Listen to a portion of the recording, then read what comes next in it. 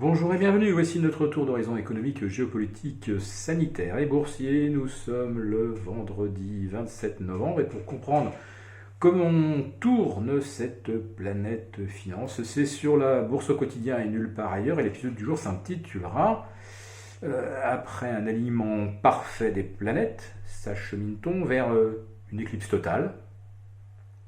Alors l'alignement des planètes, oui, c'est désormais le discours incontournable, décliné à l'envi par tous les gérants, tous les stratèges qui passent sur les plateaux télé, des chaînes financières, et puis même maintenant qui publient des tribunes dans les journaux grand public.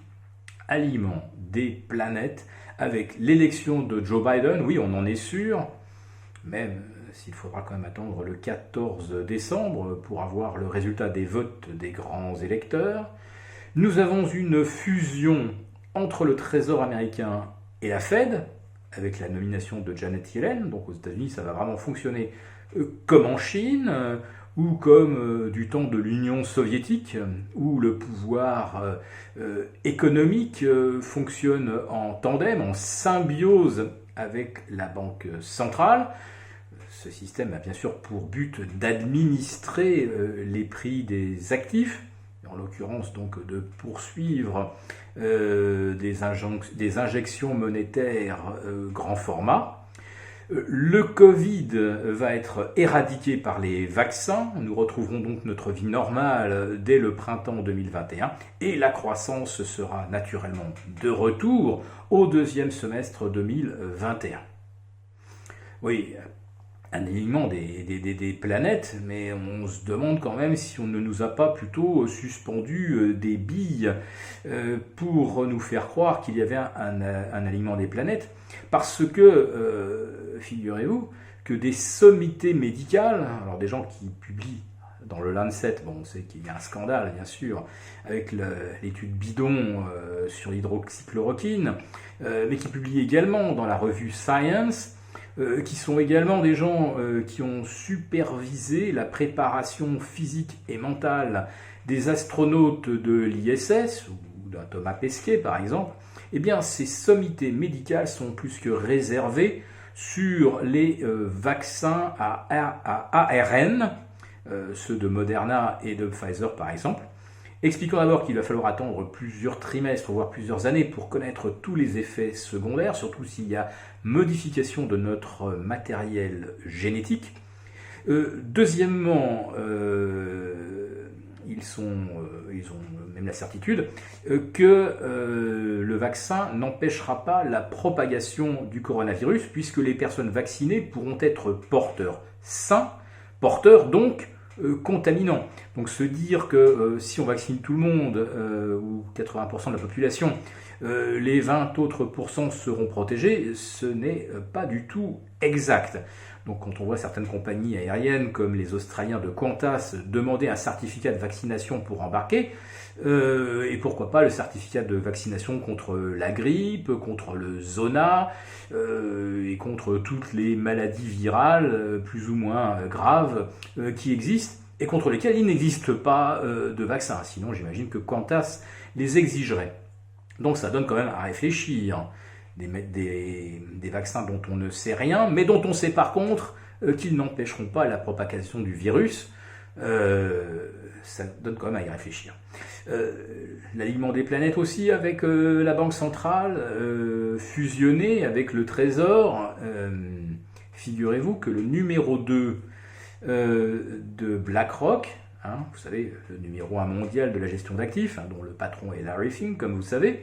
Donc son numéro 2, Richard Hildebrand, lui estime que les marchés ont gravement sous-évalué le risque d'inflation à moyen terme avec les injections monétaires qui ont déjà été opérées depuis mars dernier, sachant que 20% de tous les dollars en circulation depuis que le billet vert existe, 20% des dollars ont été imprimés, créés ex nihilo depuis la mi-mars. Alors ça rejoint peut-être ce que disait le patron de la gestion obligataire, toujours chez BlackRock, Rick Rieder, qui lui disait le Bitcoin, les cryptos sont peut-être l'or de demain. parce que tout simplement, on peut avoir des doutes fondés sur la solidité des devises. Alors, j'entends déjà l'objection, ah mais si vous voyez les devises s'effondrer, il faut naturellement acheter des actions. Oui, en cas d'érosion monétaire, on l'a vu en Argentine, on le voit même en ce moment en Turquie, les actions montent un petit peu à due concurrence de la perte de valeur de la livre turque. Ce qui veut dire qu'en dollars ou en francs suisses, les actions turques se payent à peu près le même prix. On en est d'accord. Sauf qu'aujourd'hui, vous avez un Dow Jones qui vaut tout simplement le double de ce qu'il valait en 2008. Il valait à l'époque 15 000, on est maintenant à 30 000. Et avec un S&P qui, lui, affiche un price earning de 33. Rappelons qu'au-delà de 20, on considère qu'il est déjà cher.